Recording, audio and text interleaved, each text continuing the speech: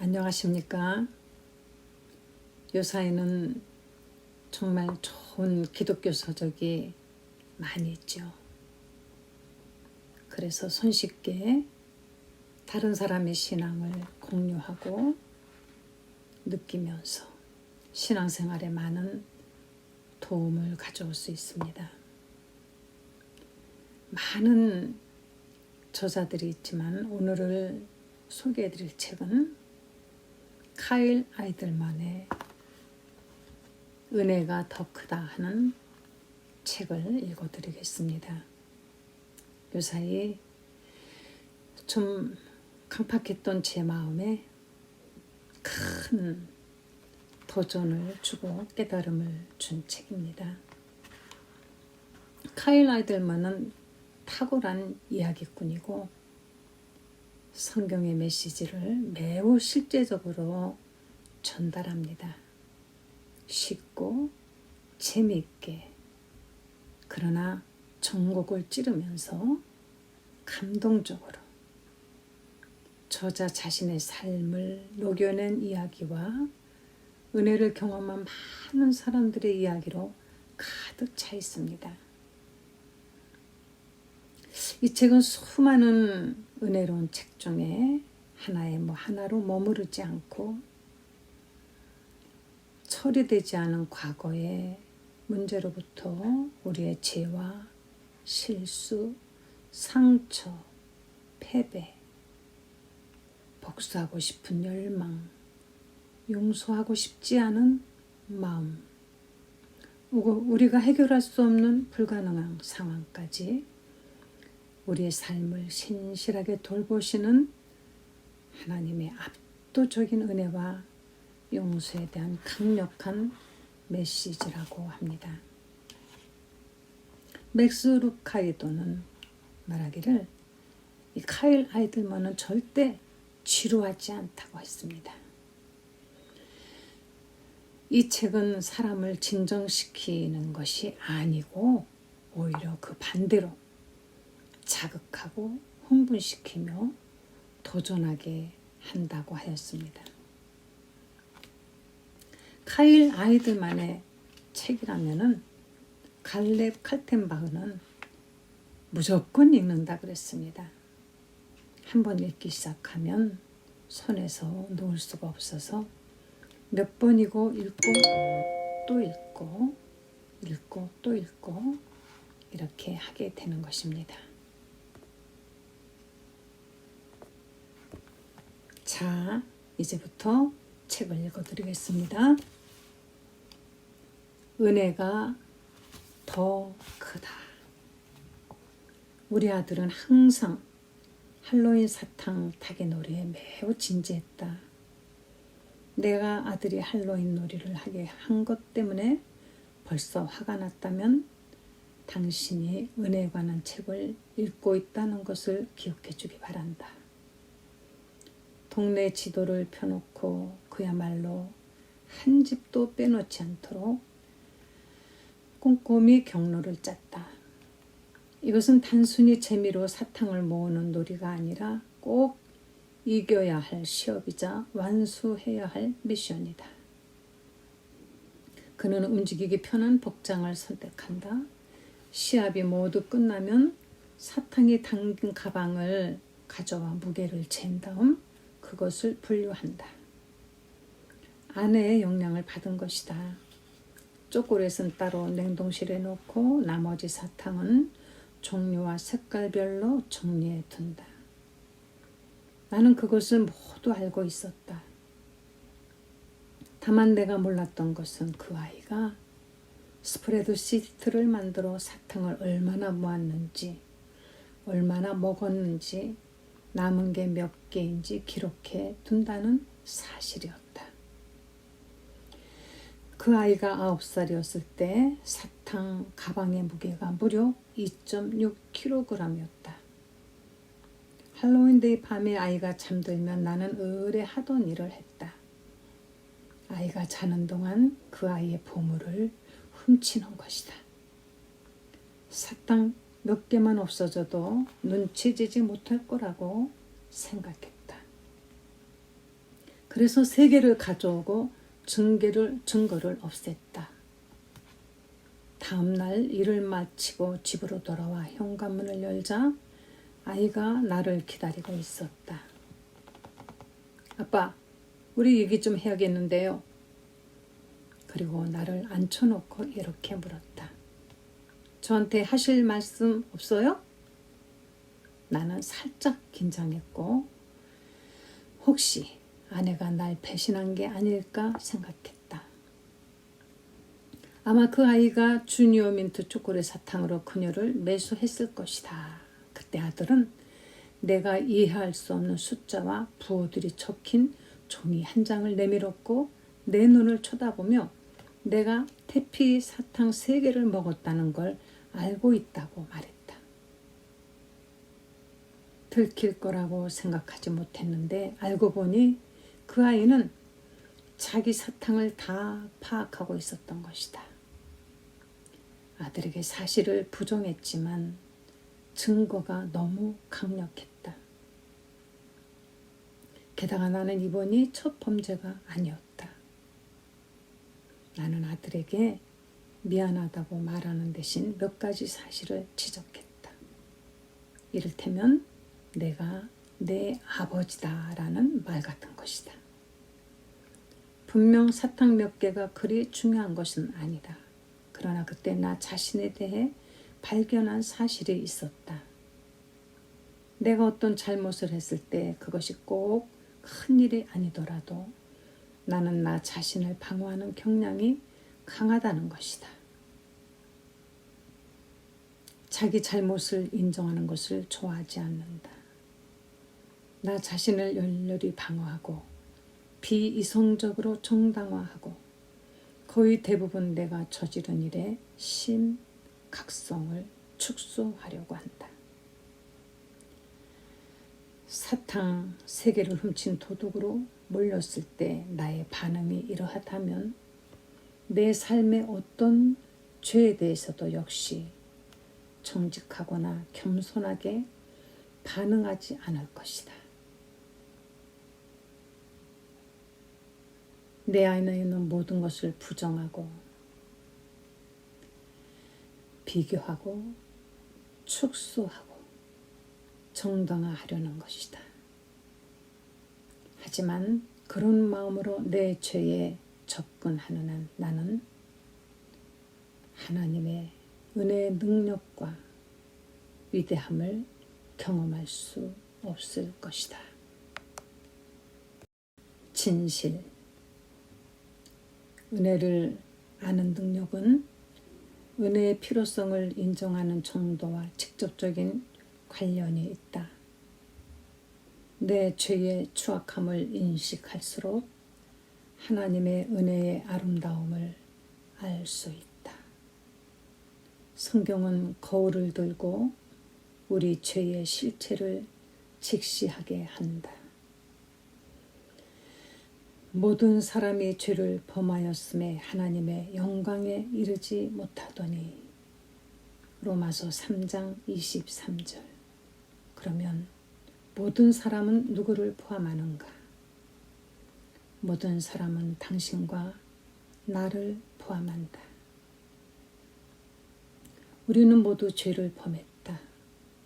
그전에도 이 말을 들어보았으리라. 그러나 새로운 정보는 아닐 것이다. 내 질문은 그 정보에 어떻게 반응하느냐는 것이다. 오랫동안 나는 이런 구절들을 읽으며 혼자서 이렇게 생각했다. 그래, 맞아.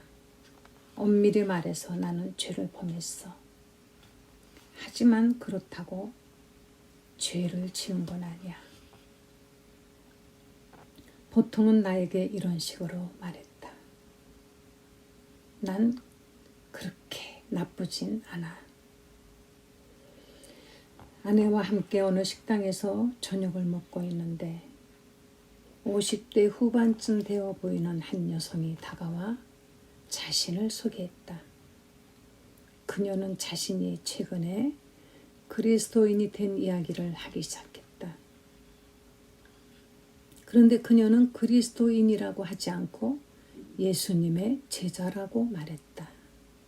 그녀는 다른 테이블에 앉아있는 자신의 남편을 가리켰다. 아마 그가 그녀와 함께 인사하지 않은 이유를 설명해야 한다고 느꼈던 것 같다. 그녀는 자기 남편이 화가 난 것이 아니라 다만 좀 짜증이 나고 이해가 안 되는 것 같다고 설명했다. 나는 웃으며 그에게 손을 흔들어 보였다. 그도 손을 흔들었지만 웃지는 않았다. 그가 손을 흔드는 모습은 마치 교차로에서 다른 차에게 양보할 때 하는 바로 그런 손짓 같았다. 나는 그에게 가서 내 소개를 했고 우리는 2분간 이야기를 나누었다. 다음 날 나는 그 두 사람에게 이메일을 보냈다. 만나서 반가웠고 혹시 질문이 있으면 내가 도와줄 수 있을지 모르니 알려달라고 했다. 그 후 2달 동안 아무 연락이 없었다. 그러던 어느 날 그 남편에게서 이메일이 왔다. 그는 자신의 아내에게서 본 변화들에 대해 이야기했다. 그녀는 더 친절하고 인내심이 많아졌다고 했다. 좀 더 밝아 보인다고도 했다. 하지만 그는 이런 변화를 기뻐하기보다는 회의적이었다. 다음은 그가 보낸 이메일의 일부 내용이다. 그녀는 지금 훨씬 더 행복해 보입니다. 하지만 제가 보기에 그녀는 단지 제가 맹목적으로 빠지게 만들려고 하는 것 같아요. 나는 이 이메일이 그냥 하는 말이 아니라고 알았다. 그는 내게 손을 내밀고 있었다. 하지만 그것을 말하고 싶어 하지 않았다. 나는 그에게 답장을 보냈고 아내와 함께 교회에 나와 예배를 드린 후에 잠시 나를 만나지 않겠느냐고 물었다. 우리는 작은 방에 앉아 있었고 나는 그에게 복음의 기쁜 소식을 전하기 시작했다. 로마서 3장 23절로 시작해서 모든 사람이 죄를 범하여 하나님의 기준에 미치지 못한다는 사실을 지적했다. 그러자 그는 즉시 방어적인 태도를 보이며 말했다. 저는 그렇게 나쁜 사람이 아닙니다. 많은 사람들이 저를 착한 사람이라고 생각하는 거려. 그는 자신에게 죄인이라고 하고 자신을 하나님의 기준으로 판단하는 것이 부당하다고 생각했다. 아무도 충족시킬 수 없는 기준을 세워놓고 모든 사람이 죄인이라고 말하는 게 어떻게 공정합니까? 그는 계속 말했다. 그건 마치 사정거리 밖에 관역을 세워두고 총 쏘는 사람에게 관역을 맞추지 못한다고 비난하는 것이나 마찬가지입니다. 나는 우리가 죄인인 이유를 신학적으로 설명하기 시작했다. 에덴 동산의 아담과 하와부터 죄가 어떻게 세상에 들어왔는지 말하려고 했다. 우리가 어떻게 하나님을 거역했는지를 설명하기 위해 내가 사용할 용어들이 그를 감동시킬 거라고 생각했다. 하지만 죄의 전가나 인류의 죄에 대해 이야기하기도 전에 그의 아내가 내 말을 가로막더니 자신이 이야기를 좀 해도 되는지 물었다. 그녀는 내 허락을 기다리지 않고 바로 자기 남편에게 이렇게 말했다. 당신은 술에 취해서 배우자한테 소리를 질러도 괜찮다고 생각해요? 당신의 매출 실적에 대해 거짓말해도 괜찮다고 생각해요?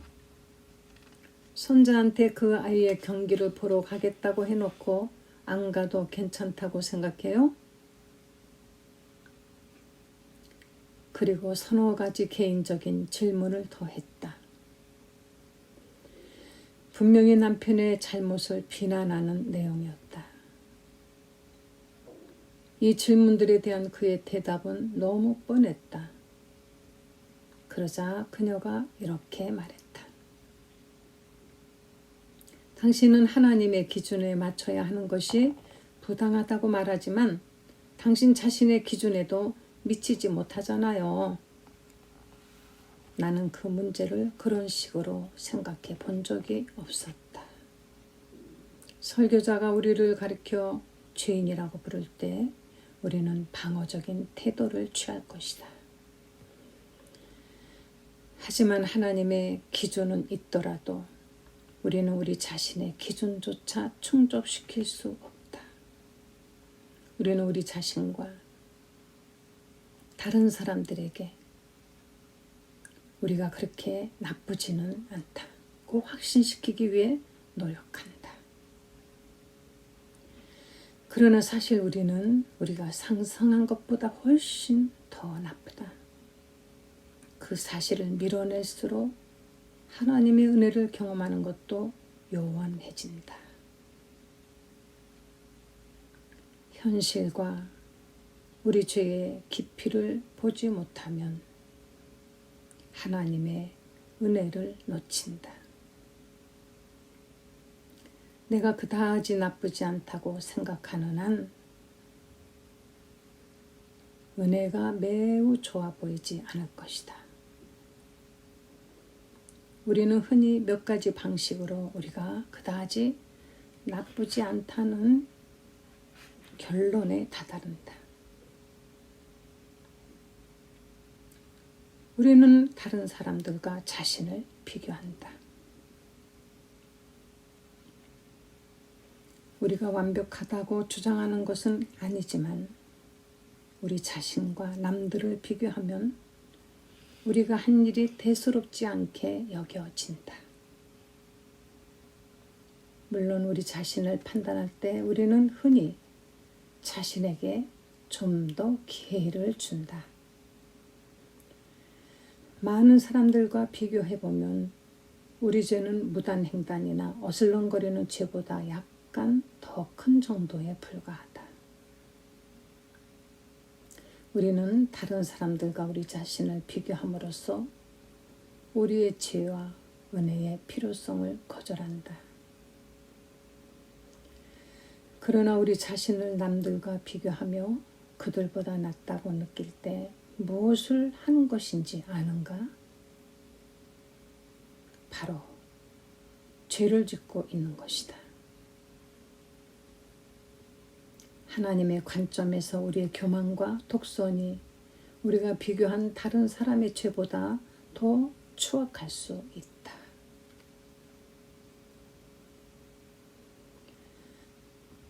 우리는 나쁜 것과 좋은 것을 저울질한다. 작년에 전 뉴욕 시장인 마이클 블룸버그의 뉴욕 타임즈 인터뷰 기사를 읽었다. 그 당시 블룸버그는 72세였다. 그가 50회 대학 동창회 직전에 한 인터뷰였다. 블룸버그는 자신의 동창들 중에 이무 죽은 사람이 얼마나 많은지 생각하면 정신이 번쩍 든다고 말했다. 그러나 제레미 피터스 기자는 블룸버그가 자신의 사후에 대해 그렇게 걱정하는 것처럼 보이지 않았다고 말했다. 피터스의 글은 다음과 같았다. 하지만 블룸버그는 남은 날이 원하는 만큼 많지 않더라도 심판의 날 자신을 기다리고 있을 일에 대해 거의 의심치 않는다. 총기 안전, 비만과의 전쟁, 흡연, 규제 등 자신의 업적을 나열하면서 그는 활짝 웃으며 이렇게 말했다. 분명히 말하지만 하나님이 계신다면 제가 천국에 갔을 때 면담을 위해 멈추는 일 없이 곧장 안으로 들어갈 겁니다. 저는 천국에 갈 자격이 있으니까요. 당연한 얘기예요. 그의 관점에서 보면 은혜는 필요하지도 않고 원하지도 않는 것이다. 그는 자신의 선행을 저울 한쪽에 올려놓고 자신에게 어떤 도움도 필요 없으리라는 결론을 내린다. 우리 모두 나는 그다지 나쁘지 않다는 결론에 도달할 방법을 찾을 수 있다. 하지만 그렇게 함으로써 하나님의 큰 은혜의 선물을 놓치고 만다. 우리에게 은혜가 필요하다는 것을 인정하게 될 때까지 우리는 은혜밖에 관심을 갖지 않을 것이다. 우리는 기본적으로 우리 죄를 감추거나 적어도 축소하려고 한다. 하지만 우리 죄를 덮으면 은혜도 덮는 것이다. 죄를 축소하면 용서와 함께 오는 기쁨도 축소하는 것이다. 예수님은 사람들이 죄의 심각성을 축소하고 그들이 그렇게까지 나쁘지 않다는 잘못된 생각으로 자신을 안심시킴으로써 자기 자신에 대해 더 좋은 느낌을 갖도록 하시지 않았다. 예수님은 많이 용서받은 사람이 많이 사랑한다고 말씀하셨다. 그분은 하나님을 향한 우리의 사랑과 우리가 받은 용서의 정도를 같이 보셨다. 내가 아는 가장 큰 죄인. 어느 날 장 라루 목사님이 트위터에 올린 글을 읽었다. 그 글을 읽자마자 나는 마음속으로 항의했다. 아이러니하게도 나의 항의는 그의 말이 사실임을 더욱 입증하는 것에 불과했다. 그가 인용한 글은 이와 같다. 당신이 아는 가장 큰 죄인이 당신이 아니라면 당신은 자신을 잘 모르는 것이다. 그 글에 대한 나의 즉각적이고 본능적인 반응은 이러했다. 그래 맞아. 난 죄인이야. 사실 나는 큰 죄인이야. 하지만 내가 아는 가장 큰 죄인은 아니야. 그러나 그 인용문에 대해 생각하면 생각할수록 또 나 자신과 나의 동기에 대해 솔직해질수록 그 말을 부인하기가 더욱더 힘들었다. 그 문장은 어딘가 모르게 익숙하게 느껴졌다. 바울이 디모데에게 자신이 죄인 중에 괴수라고 밝힌 익숙한 성경 구절을 다시 읽기 전까지 나는 그것을 콕 집어 말할 수가 없었다. 미쁘다 모든 사람이 받을 만한 이 말이요. 그리스도 예수께서 죄인을 구원하시려고 세상에 임하셨다 하였도다. 죄인 중에 내가 괴순이라. 디모데전서 1장 15절. 신학교에 다닐 때 이 구절로 리포트를 썼던 기억이 난다. 나는 그 리포트에서 바울이 그리스도인이 되기 전 그의 과거에 초점을 맞추었다. 나는 바울이 그리스도인을 받겠고 교회와 그리스도인을 해방하기 위해 할 수 있는 모든 일을 다 했기 때문에 자신을 죄인 중에 괴수라고 묘사한 거라고 주장했다. 그런데 교수님이 그 리포트를 내게 돌려주셨을 때 맨 위에 점수가 적혀 있지 않았다. 대신 빨간 펜으로 다시 쓰세요 라고 적혀 있었다. 나는 뭐가 문제인지 몰랐다. 나는 과제를 완전히 다시 해야 하는 이유를 이해할 수 없어서 수업이 끝난 후 피드백을 좀 받으려고 교수님을 찾아갔다. 그는 빨간 펜을 꺼내어 디모데전서 1장 15절의 한 단어에 동그라미를 표시했다. 미쁘다 모든 사람이 받을 만한 이 말이요. 그리스도 예수께서 죄인을 구원하시려고 세상에 임하셨다 하였도다. 죄인 중에 내가 괴순이라.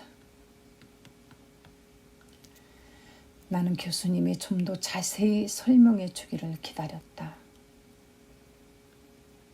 하지만 그는 이미 다른 학생들과 면담 중이었다. 나는 거기 서서 그 단어를 뚫어지게 쳐다보다가 문득 내가 놓친 것이 무엇인지 깨달았다.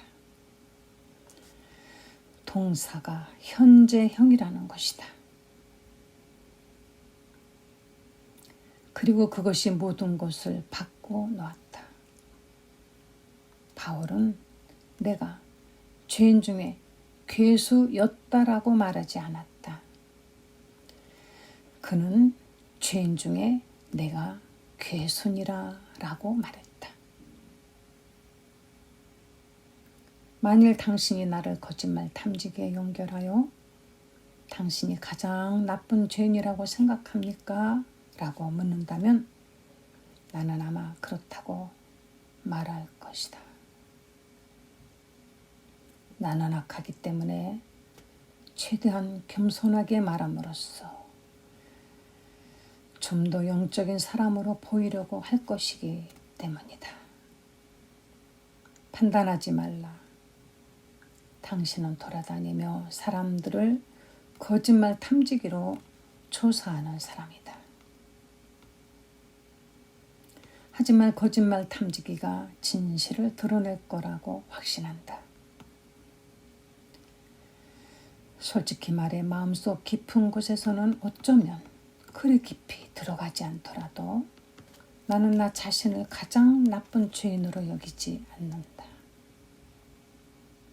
하지만 내가 말할 수 있는 것은 하나님의 의에 대해 더 많이 배우고 나의 삶과 내 안의 동기들을 더 자세히 살필수록 나 자신이 내가 아는 가장 나쁜 죄인이라는 것을 피할 수 없는 결론에 더 가까이 가게 된다는 사실이다. 네, 오늘은 여기까지 읽어드리겠습니다. 여러분, 마음의 평안을 얻으시고 그리고 또 어려울 때 기도하시다가 내일 다시 만나요.